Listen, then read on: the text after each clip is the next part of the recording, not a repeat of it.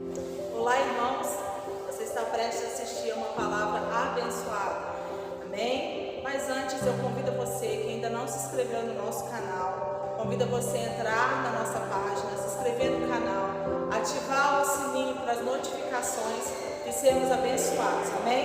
Deus abençoe vocês.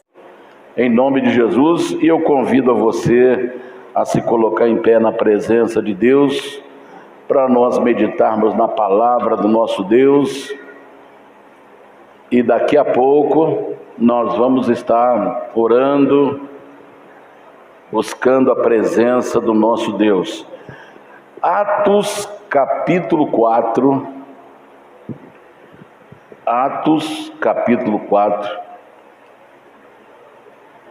é o texto que nós vamos utilizar para a nossa meditação e oração. Atos capítulo 4, versículo 26. Quem já achou, diga um amém. Atos capítulo 4, verso 26, que diz assim: levantaram-se os reis da terra e os príncipes se ajuntaram a uma contra o Senhor e contra o seu ungido, porque verdadeiramente contra o teu santo Filho Jesus, que tu ungiste, se ajuntaram não só Herodes, mas Pôncio Pilatos, com os gentios e os povos de Israel, para fazerem tudo que a tua boa mão, a tua mão e o teu conselho tinha anteriormente determinado que se havia de fazer.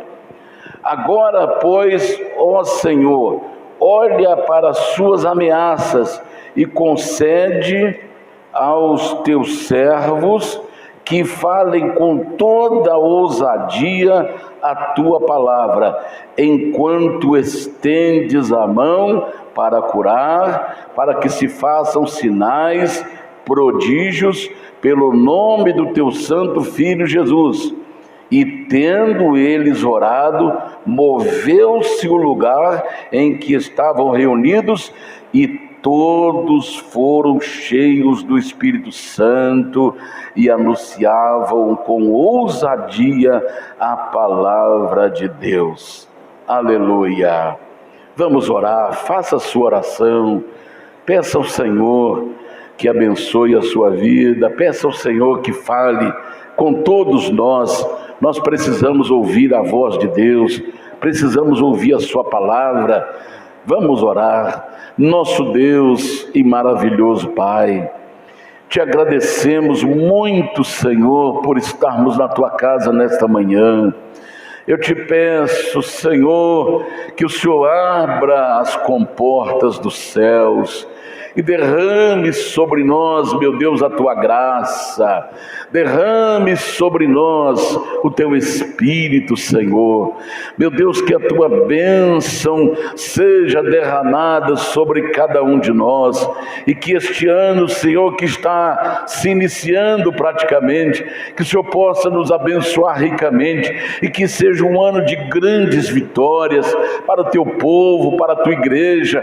Cura, Senhor, as enfermidades crônicas, cura o teu povo fisicamente, Senhor. Quantos que estão, Senhor, sofrendo com doenças crônicas, Senhor, venha curar, venha levantar o teu povo, Senhor. Oh, meu Deus, que estão espalhados pela face da terra, cure a tua igreja, faça sinais e maravilhas no meio do teu povo, Senhor. Oh, meu Deus, fortaleça a tua igreja, fortaleça o teu povo, ó Senhor, fazendo maravilhas. Abençoe-nos nesta manhã, fale aos nossos corações, e que as comportas dos céus sejam derramadas sobre a tua igreja. Levante, Senhor, um povo forte, levanta, Senhor, um povo ungido, levante um povo, Senhor, um exército exército de homens e mulheres cheios do Espírito Santo. Que este ano seja o ano do avivamento, seja o ano, Senhor, em que a tua igreja vai atravessar fronteiras, ó Senhor, estendendo as tuas mãos, fazendo sinais e maravilhas. Nos abençoe nesta manhã, abençoe aqueles que vão estar nos assistindo pelas redes sociais. Coloque as tuas mãos e dá-nos a tua bênção. Eu te peço, meu Deus, em nome do Senhor Jesus, e te agradeço para todos sempre. Amém e amém, Jesus. Graças a Deus. Os irmãos, por gentileza, podem se assentar, por favor. Se você quiser manter a sua Bíblia aberta, no capítulo 4 de Atos dos Apóstolos, é onde nós vamos meditar.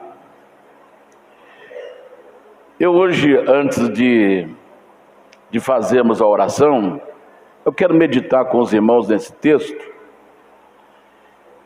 e vamos falar sobre atitudes que devemos ter. Muito obrigado, Ana. Atitude que devemos ter em 2024.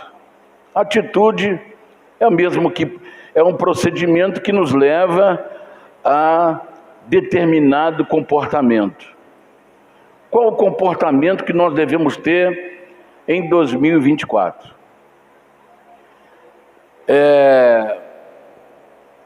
Pegando como um gancho, vamos fazer assim, vamos falar assim, um dos maiores jornalistas que o Brasil tem é um homem religioso, não vou falar de qual religião que ele é praticante, mas é um homem que preza princípios familiares, cristãos, liberdade e etc.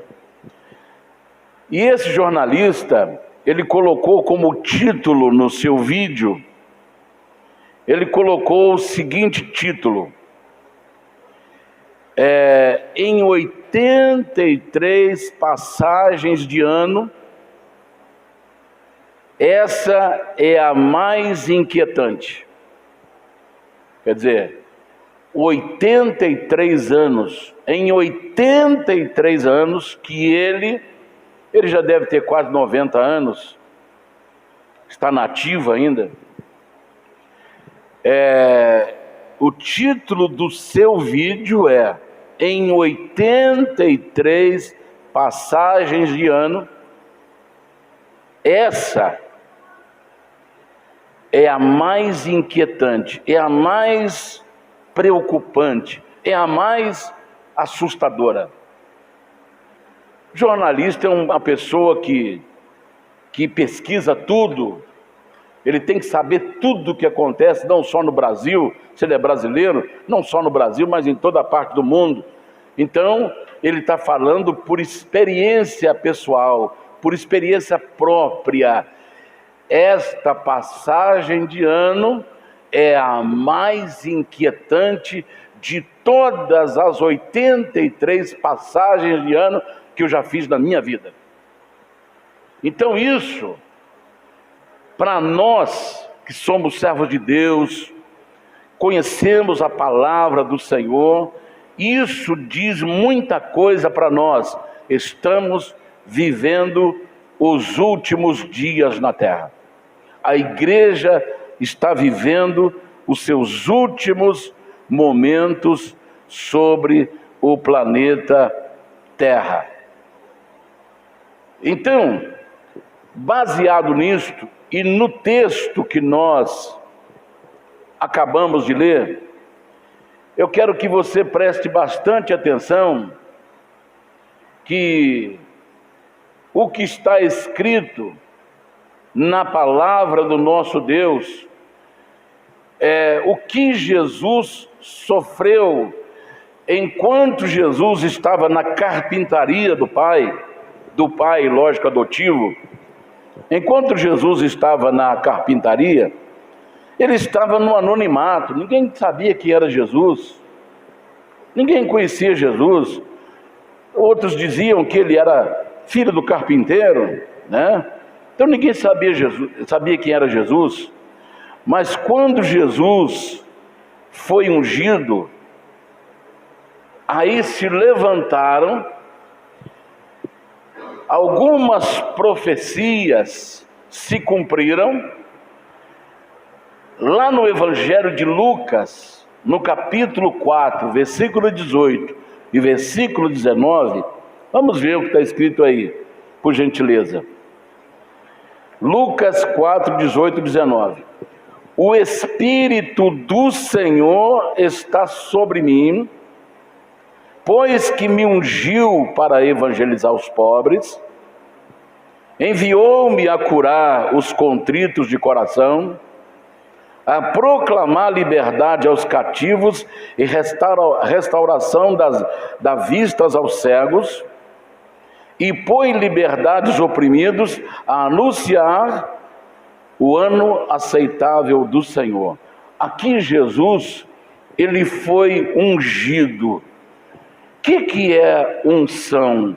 Unção é a capacitação para fazer e realizar os planos de Deus nesse mundo. Ninguém será visto, ninguém terá sua projeção pelo inimigo, ou será projetado pelo inimigo, se ele não tiver capacitado para fazer a obra de Deus, porque a obra de Deus é que dá engrenagem para a solução de todos os problemas humanos. Então, a unção é a capacitação para realizar, para cumprir os propósitos de Deus neste planeta. Então, enquanto Jesus cuidava das coisas desta terra, fazendo mesas, fazendo cadeiras, fazendo móveis, ele não estava cumprindo com os projetos, os planos de Deus para o mundo. Mas do momento que ele foi ungido, do momento que ele recebeu a capacitação para realizar os projetos de Deus no mundo, aí ele passou a ser visto. Visto por quem? Então vem aí o próprio texto, e esse versículo 26, levantaram-se os reis da terra, e os príncipes ajuntaram-se a uma contra o Senhor, contra Deus, e contra o seu ungido Jesus. Agora, quem é que está dizendo isso? Onde foi profetizado? Davi profetizou isso, no Salmo de número 2, versículo 1 e versículo 2, é onde ele faz essa palavra profética para Jesus. Porque se amotinam, se juntaram os gentios, e os povos imaginaram coisas vãs. Os reis da terra se levantaram, e os governos consultam juntamente contra o Senhor e contra o seu ungido, dizendo: rompamos as suas ataduras e sacudamos de nós as suas cordas. Então, os reis da terra se levantaram contra Jesus, perseguindo-o, conforme está no capítulo 4, 26, e agora o versículo 27. Porque verdadeiramente contra o teu santo Filho Jesus, que tu ungiste. Você está vendo aqui que a palavra ungida já aparece duas vezes, no 26 e agora no 27. Porque verdadeiramente contra o teu santo Filho Jesus, que tu ungiste, se ajuntaram não só Herodes, Pôncio Pilatos, com os gentios e os povos de Israel. Então está vendo, irmãos? Todos eles se levantaram contra Deus e contra o ungido de Jesus. Por quê? Porque Jesus ele não é mais agora uma pessoa que está fazendo só as coisas dos homens, as coisas da terra, mas ele deixa de fazer, quando ele é ungido, ele deixa de fazer as coisas da terra, dos homens, para realizar os projetos de Deus no mundo, para cumprir as promessas, as profecias, para estabelecimento do reino de Deus no planeta Terra. Então, se levantaram contra ele reis, príncipes e todas as autoridades da terra naquela época. Então, o que nós vemos aqui? Nós vemos aqui que já o sistema maligno já estava comandando lá na frente, quando perceberam a unção de Jesus, a capacitação de Jesus para implantar o reino de Deus na terra. Então se levantaram contra ele. Jesus foi perseguido, mas aquelas pessoas que acharam que podiam fazer todas as coisas, que estavam fazendo tudo por causa da autoridade que eles tinham, não, eles estavam cumprindo um propósito de Deus. A perseguição contra Jesus era cumprimento de um propósito de Deus. Às vezes a gente reclama, a gente não gosta, às vezes Deus permite que a nossa vida, que nós sejamos perseguidos para moldar em nós o seu plano, a sua vontade, nos fazer mais forte, nos fazer mais flexíveis, nos fazer mais atentos com relação às suas promessas e à sua palavra. Então, às vezes, nós estamos sofrendo uma perseguição por pura permissão de Deus. Por quê? Aqueles que acham que estão no controle, como Pilatos, como Herodes, como os gentios. Gentios são os povos não judeus. Todo povo que não pertence à nação judia ou judaica é gentio. Nós somos gentios, que nós não somos judeus. Então toda nação que não pertence ao povo judeu são gentios. Então os gentios, os povos de Israel, Herodes, Pôncio Pilatos, eles acharam que eles podiam fazer o que quisessem com Jesus, mas na verdade eles estavam fazendo algo que Deus determinou e permitiu que eles fizessem contra Jesus. Eles achavam que estavam no controle, eles achavam que estavam no poder, mas quem está no poder é Deus, quem está no controle é Deus. Às vezes alguém acha que tem o poder nas mãos, que acha que é autoridade absoluta nesta terra, que acham que é autoridade absoluta neste mundo e fazem o que quer. Na verdade, quem tem o controle absoluto, quem tem a autoridade absoluta, chama-se Deus. É Ele que está no controle, é Ele que está no comando, não o homem. Não o homem.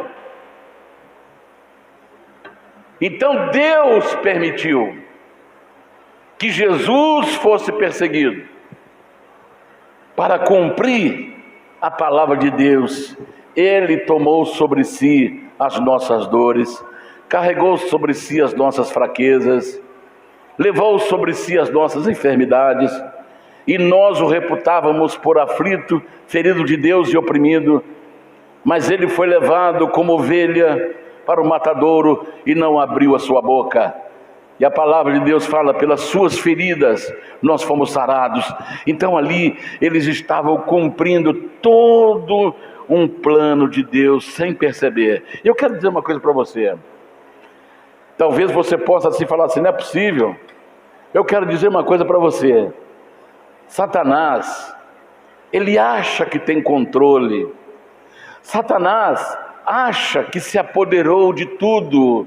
Mas Satanás também está obedecendo às diretrizes de Deus. porque até o próprio Satanás, ele tem poder controlado. Deus está no controle da manete. Deus está no controle de todas as coisas. É Deus quem faz as peças se movimentarem. Aleluia! E só a unção nos faz enxergar isto.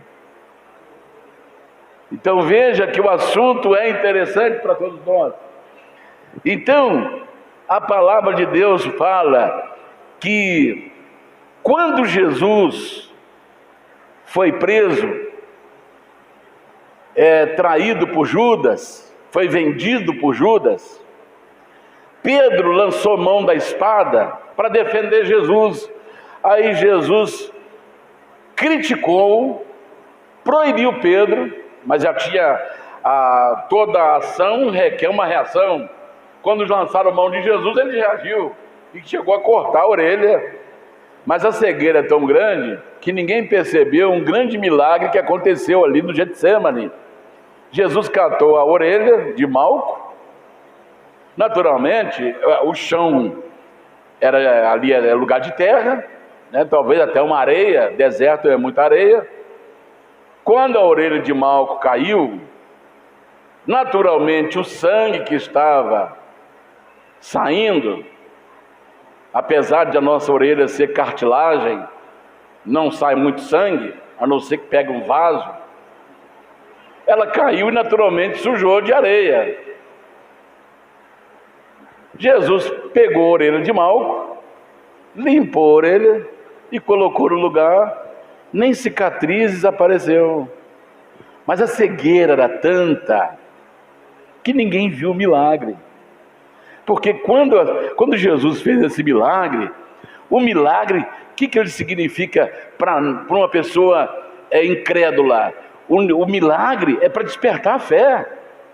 Um milagre na vida de alguém desperta a fé. Quantas pessoas que eu conheci e conheço, que estão hoje servindo a Deus, porque um milagre aconteceu na sua casa, um milagre aconteceu na sua família.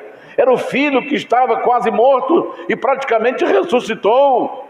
É alguém que foi curado de uma enfermidade crônica, foi curado, e aquilo fez com que toda a família servisse ao Senhor.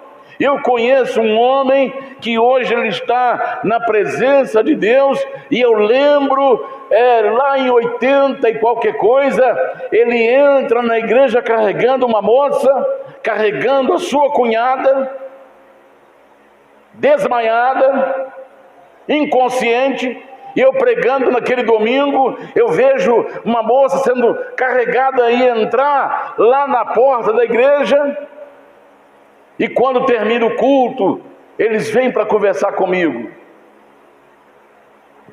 e aquela moça estava possessa, e aquilo acontecia com ela constantemente.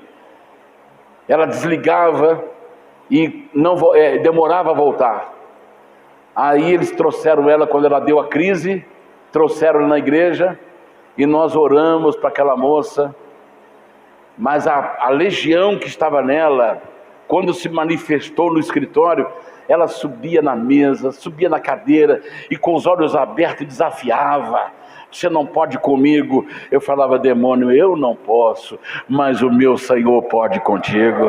Ele já te venceu, Ele já te derrotou, você é um ser vencido. E o demônio, quando ele manifesta com olhos abertos,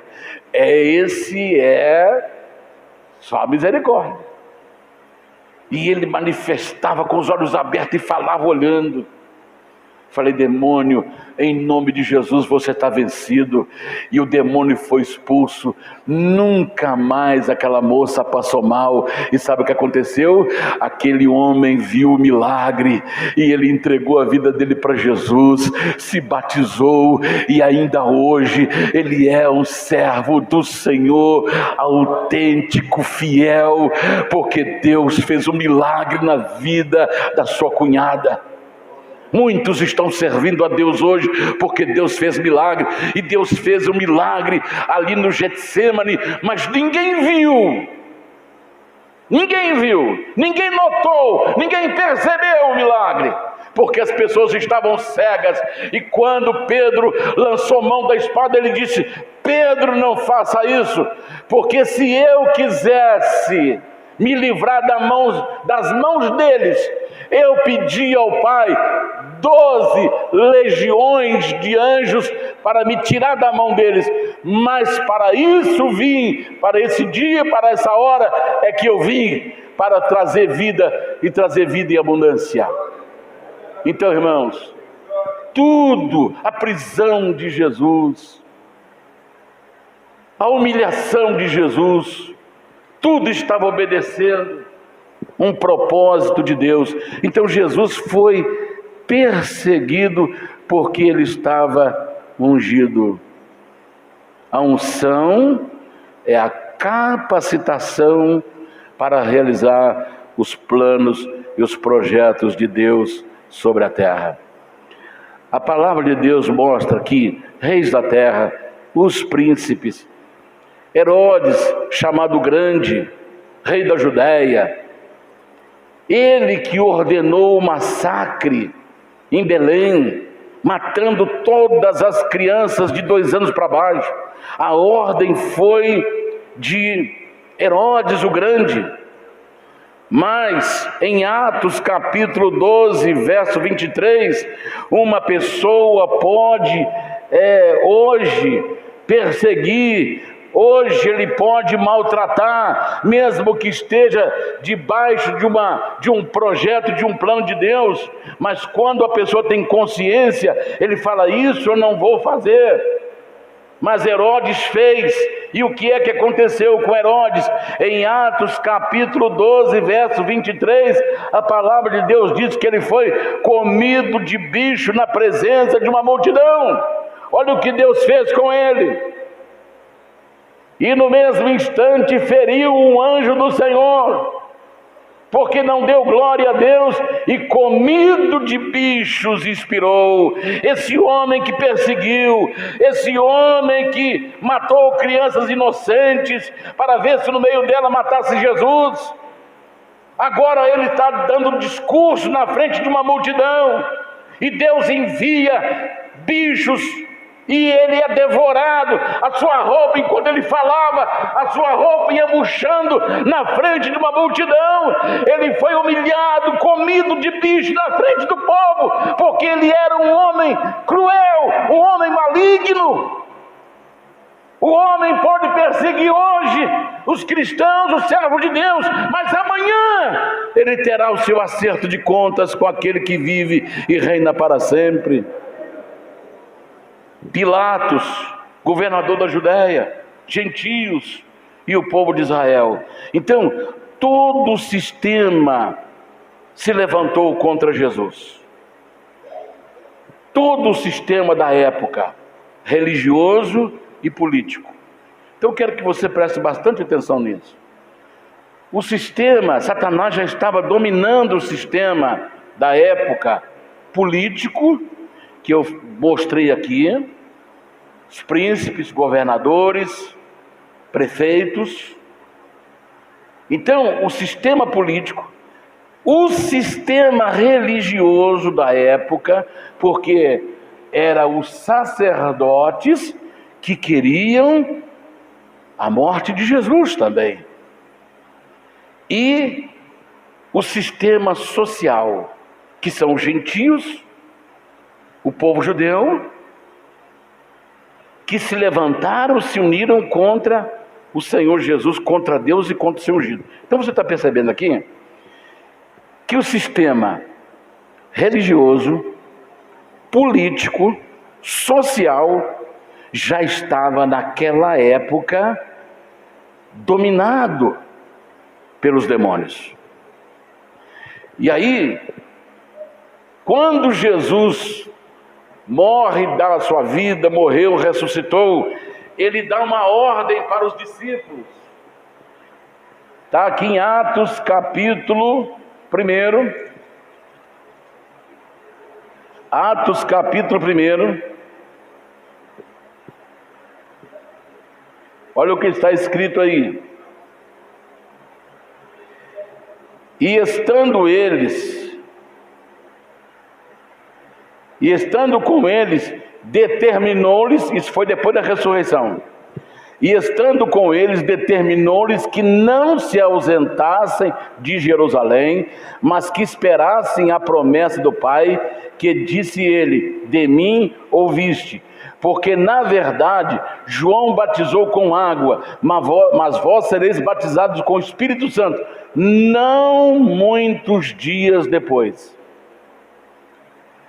Versículo 8: mas recebereis a virtude do Espírito Santo, que há de vir sobre vós, e ser-me-eis testemunha, tanto em Jerusalém, como em toda a Judéia, Samaria e até os confins da terra. E no capítulo 2, os discípulos fizeram o que Jesus mandou, foram para Jerusalém e ficaram esperando a promessa do Pai. 10 dias depois, versículo 1 do capítulo 2 de Atos: cumprindo-se o dia de Pentecoste. Pentecoste é uma festa de 50 dias. E cumprindo-se o dia de Pentecoste, ou seja, no finalzinho da festa, no finalzinho dos 50 dias de festa de Pentecoste, estavam todos reunidos no mesmo lugar. Onde eles estavam reunidos? No cenáculo. Vamos pensar aqui na igreja. Tinha 120 irmãos. Dos 500 que ouviram, 120 estavam lá esperando. E aí, versículo 2: de repente veio como de um vento veemente e impetuoso, um vento forte, e encheu toda a casa em que estavam sentados.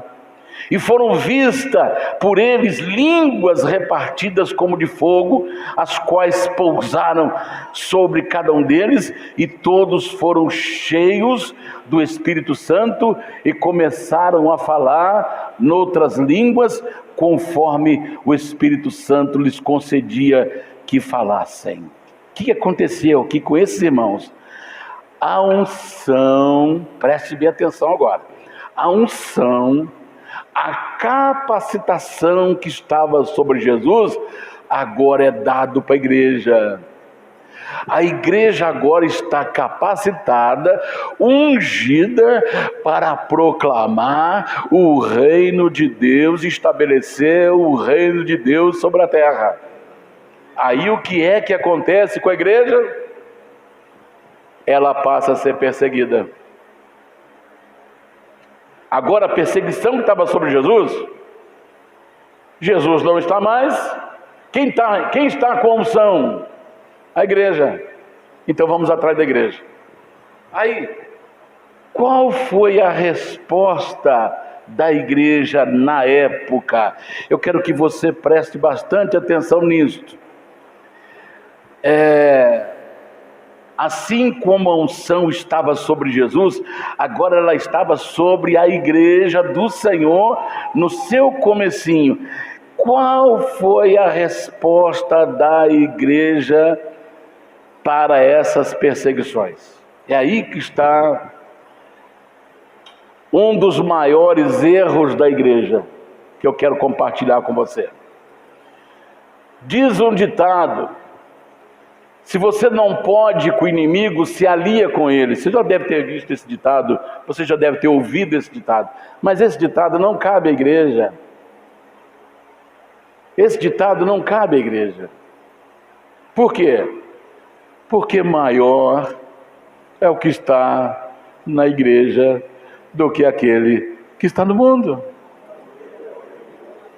A igreja pode contra o inimigo. A igreja pode, porque Jesus disse assim: eis que vos dou poder para pisar serpentes, escorpiões e toda a força do inimigo, e nada vos causará dano algum. Então a igreja não tem que se aliar com o inimigo, porque a igreja pode mais, a igreja está ungida, a igreja tem as chaves, ela pode abrir, pode fechar, ela pode ligar e desligar, porque a chave do reino está na mão da igreja. Aleluia, aleluia.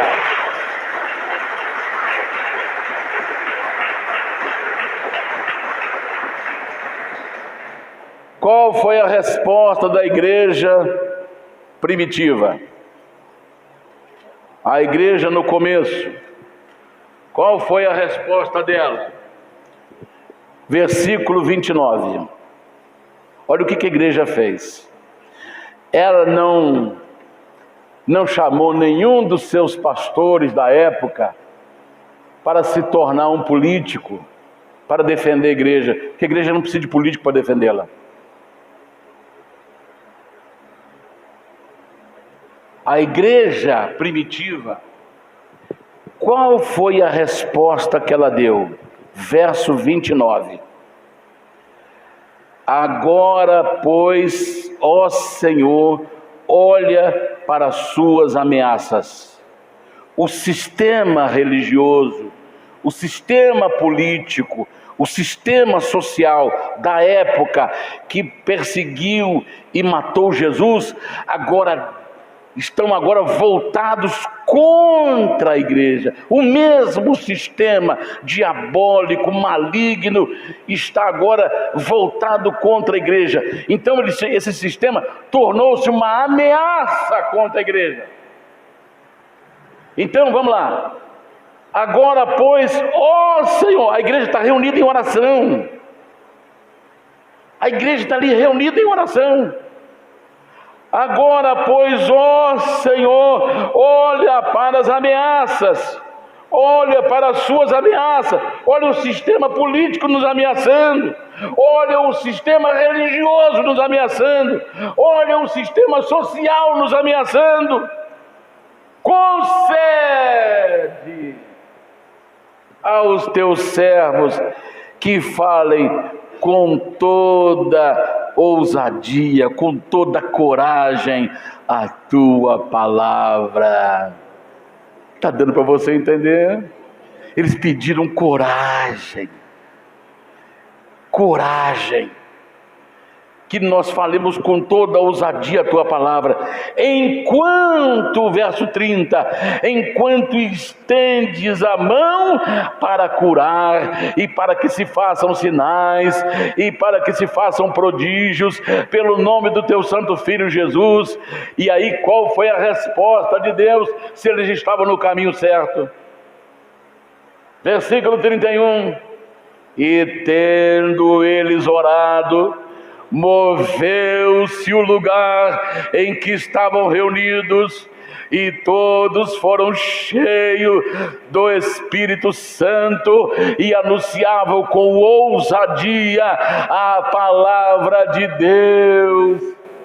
A resposta de Deus foi o terremoto. Essa é a atitude correta. Esse é o caminho correto. Ao invés de se aliar com o inimigo, enfrente-o, porque maior é o que está em vós do que aquele que está no mundo. A resposta foi o terremoto. É como se Deus falasse assim: vocês estão no caminho certo. É orar, é ser cheio do Espírito Santo para realizar as obras de Deus. Então o Senhor mandou resposta através da oração, ousadia para pregarem a palavra, e pediram que enquanto pregassem houvesse sinais. Eu quero dizer uma coisa para você. Este ano que nós estamos praticamente no início, Será um ano de muito avivamento para a igreja do Senhor, e no meio desse avivamento, muitos sinais, muitos milagres Deus vai realizar no meio do seu povo, porque enquanto a igreja está sendo cheia do Espírito Santo, se preparando para ser arrebatada, Deus vai operando milagres, Deus vai fazendo maravilhas. Aleluia.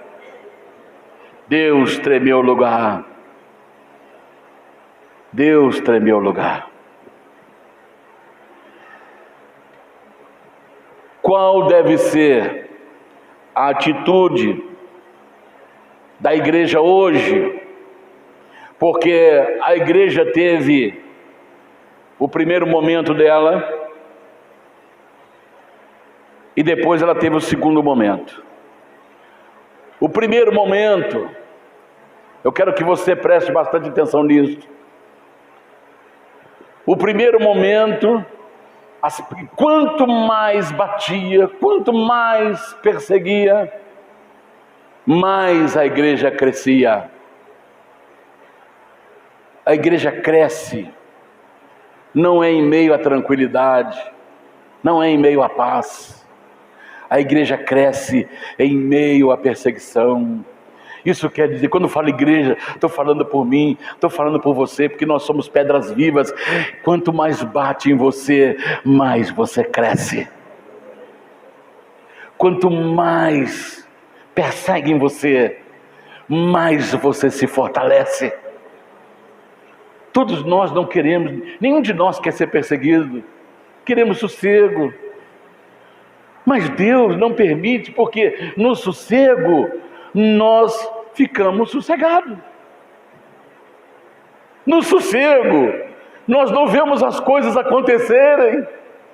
Mas quando há perseguição, é ali que é ali naquele momento que Deus começa a desenvolver em nós a capacidade, o fortalecimento, a coragem, a ousadia, a sabedoria, a inteligência, porque vamos, como diz o hino, eu me lanço, eu me rendo aos teus pés, porque é ali que eu encontro vida, eu me lanço em teus braços, porque ali eu encontro refúgio, porque se tiver tudo tranquilo, nós deixamos de orar, quando está tudo tranquilo, nós esquecemos da oração, mas quando vem um probleminha, nós corremos para os pés do Senhor, é ali que nós adquirimos experiências profundas com Deus. Por isso que Deus permite a perseguição, por isso que Deus permite a perseguição. Qual é a atitude da igreja diante do sistema hoje? A igreja ficou 400 anos em silêncio, até que veio a reforma. Por que que a igreja acabou? Por que que a igreja morreu nesse período? Porque um dos imperadores, vendo que pessoas do palácio em Roma estavam servindo a fé cristã, e ele viu que não adiantava perseguir, não adiantava matar, não adiantava pôr fogo. Então, o que ele fez? Assinou um decreto: a partir de hoje, todos os romanos são cristãos. Aí eles entraram, começaram a comemorar com alcoolismo, com bebida alcoólica, e naquela hora, quando o mundo entrou na igreja, a igreja morreu. E ela ficou por 400 anos paralisada, até que veio a reforma e ela renasceu outra vez. A igreja renasceu. E hoje, o que a palavra de Deus nos ensina? Em 1 João 2,27, olha o que está escrito aí, 1 João 2,27. E a unção que vós recebeste dele fica em vós, e não tendes necessidade de que alguém vos ensine. Mas como a sua unção vos ensina todas as coisas, e é verdadeira e não é mentira, como ela vos ensinou, assim nela permanecereis. Então, o que Deus fez? Deus ungiu cada um de nós. A unção está sobre a nossa vida. Aí você fala assim: mas pastor, eu não sinto. Como é que eu sei que a unção está sobre mim? Irmãos, as coisas de Deus, elas não são por sentimentos. As coisas de Deus são pela fé na palavra. Se Deus falou, a unção está sobre mim, a unção está sobre você, creia. Sabe por quê? Porque o seu comportamento, a sua atitude, está dizendo que a unção está sobre você. Qual é a sua atitude? Qual é o seu comportamento? Irmãos, ninguém, se a unção de Deus não tivesse sobre mim, eu não estaria aqui. Se a unção não tivesse sobre os pastores, eles não estariam aqui. Se a unção não estivesse sobre os diáconos, eles não estariam aqui. Se a unção não estivesse sobre você, você não estaria aqui. Você está aqui porque você rompeu um monte de barreiras que estavam no seu caminho, que Satanás colocou no seu caminho, mas a unção que está sobre você foi abrindo esse caminho para você chegar até a presença de Deus. Então a unção, ela repousa sobre você, a unção repousa sobre nós. Aleluia! Aleluia! E a unção de Deus sobre nós, ela nos capacita a cumprir com o propósito de Deus na nossa vida. E então um dos propósitos de Deus está registrado em 1 João, aliás, em 1 Tessalonicenses 5, 23. 5, 23. E o mesmo Deus de paz vos santifique em tudo, e todo o vosso espírito, alma e corpo sejam plenamente conservados, irrepreensíveis, para a vinda de nosso Senhor Jesus Cristo.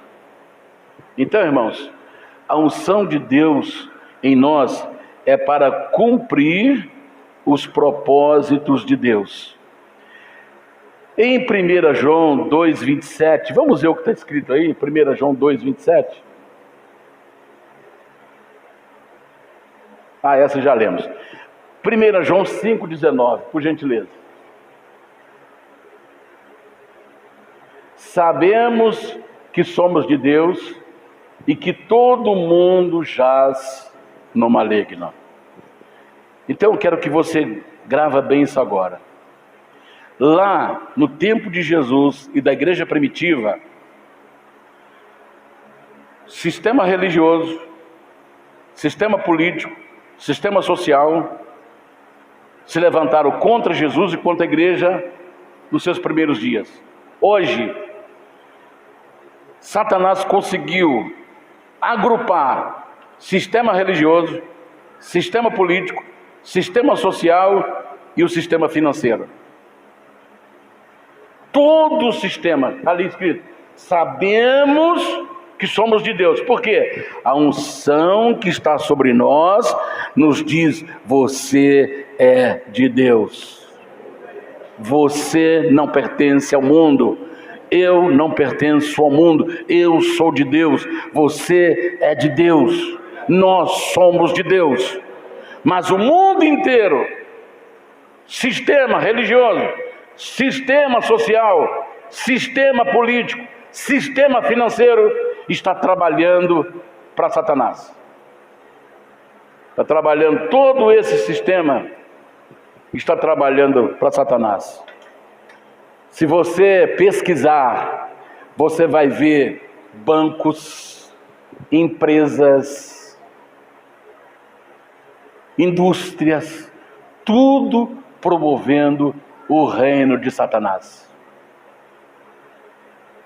Então, religião, nunca aconteceu uma união tão grande das religiões a favor do espírito do anticristo. Lá na Arábia já foi construído um templo para as 3 maiores religiões. No púlpito tem uma serpente, e são 3 numa só.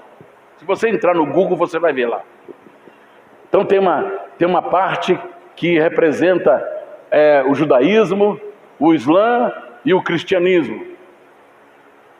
São as maiores religiões do mundo. Então, o sistema religioso se uniu contra a unção que está sobre a igreja. O sistema quer fazer você parar, quer fazer você calar, quer calar os pregadores verdadeiros da palavra, quer parar os seguidores de Jesus sobre o planeta Terra. Por quê? Porque a unção que estava sobre Jesus, eles perseguiram Jesus. A unção que estava sobre a igreja primitiva, eles perseguiram. Agora se juntou o sistema financeiro também. Então são 4 sistemas que estão agora promovendo o reino de Satanás no mundo. E onde tem dinheiro, as portas se abrem. Então pessoas são vendidas, líderes religiosos são vendidos, são comprados. O dinheiro tá vindo igual enxurrada para promover o reino de Satanás. Porque tem que promover a destruição da família. Tem que promover a destruição da fé. Tem que promover a destruição das crianças. Você está entendendo onde nós estamos? Lá eles não tinham o sistema financeiro para promover a perseguição contra Jesus, nem contra a igreja primitiva, mas hoje se uniram ao sistema religioso, político e social, se uniu também o sistema financeiro. O sistema financeiro, ele atravessa fronteiras, porque uma pessoa ela tem muita facilidade para se vender. Se oferecer a ela milhões para ela fazer determinada coisa, ela faz. Lamentavelmente ela se vende.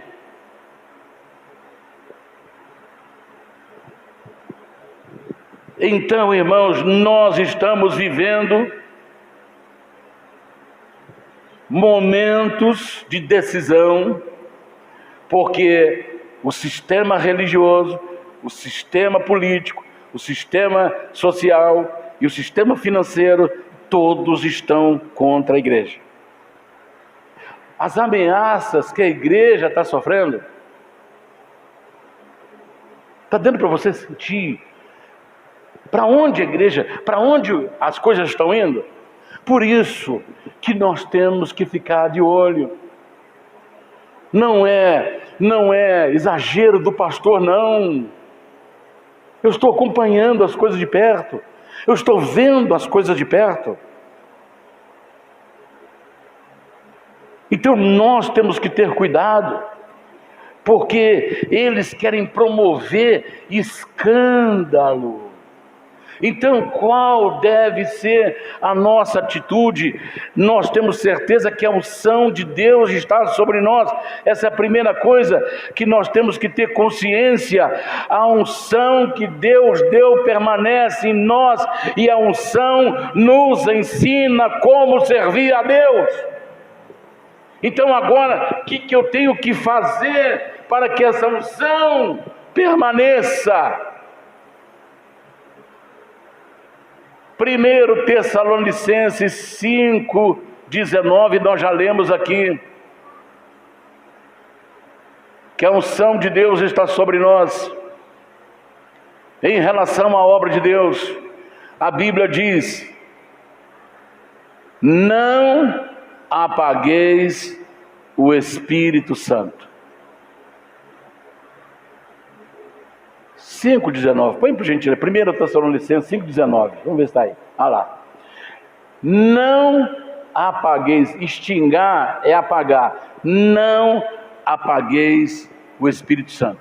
Então a primeira atitude minha, a primeira atitude do Daniel em 2023 eu sei que a unção está sobre mim, porque o meu desejo é de fazer a obra de Deus, o meu desejo é pelas coisas de Deus, o meu desejo é servir a Deus, o meu desejo é buscar Deus, o meu desejo é estar com Deus. Então isso é resultado da unção de Deus sobre nós.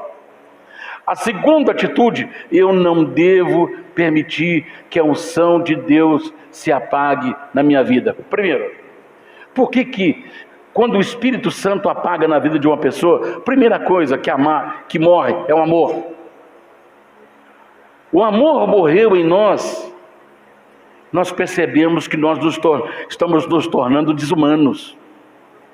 Porque você vê, a gente está vendo tanta coisa acontecer no mundo hoje, que a gente vai ficando com raiva, vai dando raiva na gente.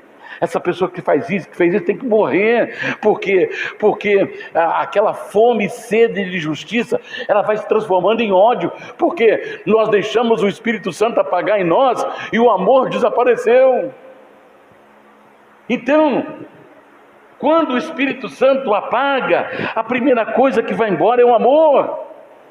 E quando apaga o Espírito Santo em nós, os propósitos de Deus não se cumprem mais em nossa vida.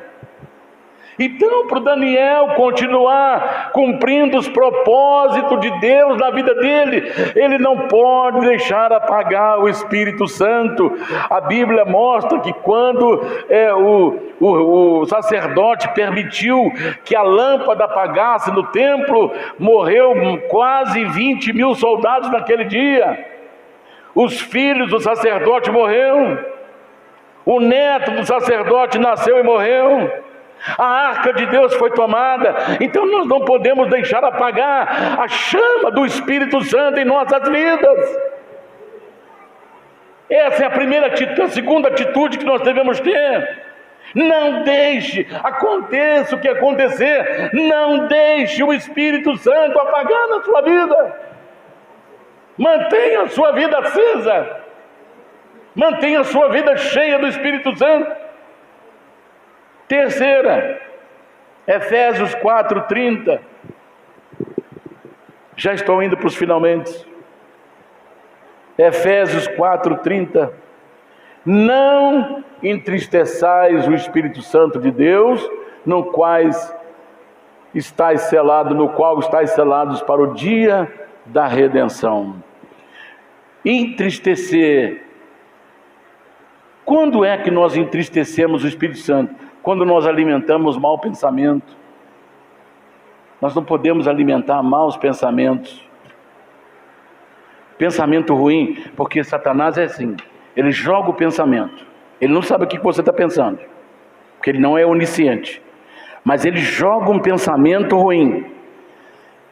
Naquele momento ali, ele fica guardando a sua fala. Se você não falar, ele não sabe se você aceitou. Mas do momento que você fala, eu estou com vontade de fazer isso. Opa, ele aceitou. Aí aquilo aumenta de grau, aumenta de força. Porque ele não é onisciente. Ele não sabe o que nós pensamos. Ele só vai saber quando agimos ou falamos aquilo que está na nossa cabeça. Então, entristecer o Espírito Santo é alimentar maus pensamentos contrários a Deus. Então, o que eu faço? Quando os pensamentos ruins, ele vem igual seta, igual flecha, e crava na nossa mente. A nossa mente é um alvo do inimigo, é a nossa cabeça, porque o pensamento fala e ação. Primeiro pensa, fala e depois age. Começa aqui, planeja aqui e faz aqui. Então, quando vem uma seta, a primeira coisa que eu faço, eu começo a combater. Sangue de Jesus tem poder, sangue de Jesus tem poder. Na minha vida não, em nome de Jesus. E não falo o que está acontecendo, só repreendo. Então você está combatendo contra aquele inimigo que quer minar a sua vida. Então, a primeira atitude nossa é consciência da unção que está sobre nós. Você está ungido. Os propósitos de Deus estão sendo cumpridos na sua vida. Segundo, não apague o Espírito Santo. Terceiro, não entristeça o Espírito Santo com pensamentos ruins e com atitudes que desagradam a Deus. Se eu estou fazendo uma coisa que desagrada a Deus, eu paro de fazer, porque senão eu vou entristecer o Espírito Santo. E se o Espírito Santo estiver triste, ele é o selo. Selo é a certeza de que aquele documento vai chegar no seu destino. Deus nos selou porque o nosso destino é o céu. Aleluia! O nosso destino é o céu, o seu destino é o céu, porque Deus te selou com o Espírito Santo para o dia da redenção. Deus selou a nós para o céu, porque esse é o nosso destino. Agora, se eu entristeço o Espírito Santo, eu perco esse selo. Então a nossa atitude para 2024, não entristeça o Espírito Santo. Quarto, Hebreus capítulo 3, verso 7. Hebreus capítulo 3. Portanto, como diz o Espírito Santo, se ouvirdes hoje a sua voz, não endureçais os vossos corações como na provocação no dia da tentação no deserto. Verso 8, por gentileza. Está aqui? Não endureçais os vossos corações como na provocação no dia da tentação no deserto. Verso 15, por favor. Enquanto se diz, hoje se ouvirdes a sua voz, não endureçais os vossos corações como na provocação. Então, a quarta atitude nossa é não resistir ao Espírito Santo. O Espírito Santo falou, vamos ser maleáveis, flexíveis ao Espírito Santo.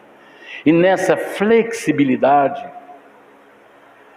abrir mão de razão, abrir mão de direito. Eu tenho direito de devolver isso aqui, eu tenho razão de fazer isso. Então, deixa a sua razão para a gente não resistir ao Espírito Santo.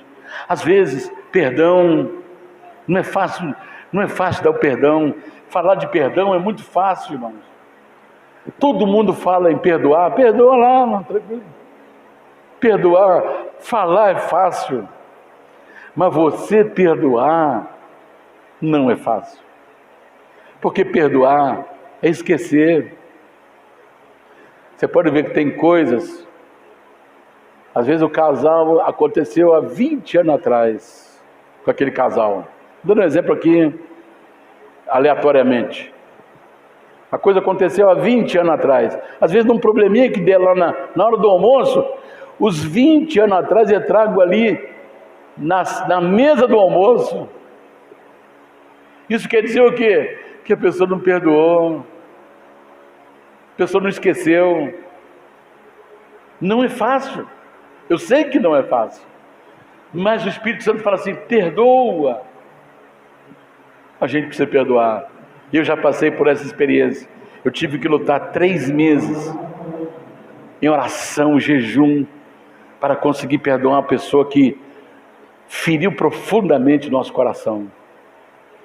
E aí Deus mandou falar o nome dele. Eu falei o nome dele no meio entre os dentes, mas falei, e eu consegui vencer isso aí. Não é fácil perdoar, mas a palavra fala, não resista. Se o Espírito Santo mandou você perdoar, perdoe, abra o seu coração. Recusar, resistir é recusar de forma consciente a sua vontade, a vontade divina transmitida pelo Espírito Santo. Então toda a vontade de Deus para a nossa vida, se a gente recusar ela consciente, nós estamos resistindo ao Espírito Santo. E aqueles que resistiram ao Espírito Santo no deserto, não entraram em Canaã. Então, nesse quarto Quarta atitude, não resista o Espírito Santo. E eu concluo, por que não podemos deixar o Espírito Santo sair de nós e da igreja? Porque Isaías 10, 27, vamos ver o que está escrito? Isaías 10, 27, já estou indo para o finalmente. Isaías 10, 27.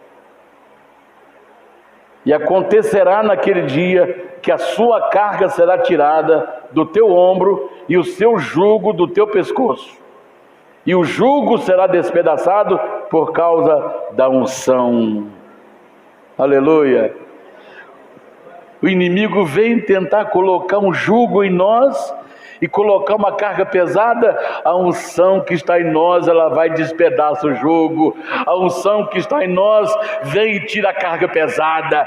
É por isso que nós precisamos ser cheios do Espírito Santo, porque o Espírito Santo vai quebrando o jugo e tirando o peso, a carga pesada. É Ele que quebra o jugo, é Ele que despedaça o jugo, é Ele que alivia a nossa carga. Aleluia! Hebreus 13:6, para encerrar. O Senhor é o meu ajudador, não temerei. O que me podem fazer os homens? Não temerei. E assim com confiança ousemos dizer. 13:6, Hebreus 13:6. Para encerrar. E assim com confiança ousemos dizer: o Senhor é o meu ajudador, e não temerei o que me possa fazer o homem. Amém? Não precisamos temer o que vem pela frente, porque o Senhor é conosco. A unção dele está sobre nós. É a unção que quebra jugo, é a unção que despedaça o jugo, é a unção que tira o peso. Aleluia! Que a igreja seja cheia do Espírito Santo. Vamos ficar em pé e vamos orar. Aleluia, aleluia, aleluia, aleluia. Aleluia. Você vai fazer a sua oração. Peça ao Senhor: Senhor, eu quero sair daqui hoje cheio do Espírito Santo. A unção está sobre mim. É ela que vai me fortalecer, é ela que vai me dar coragem para enfrentar o que vem pela frente.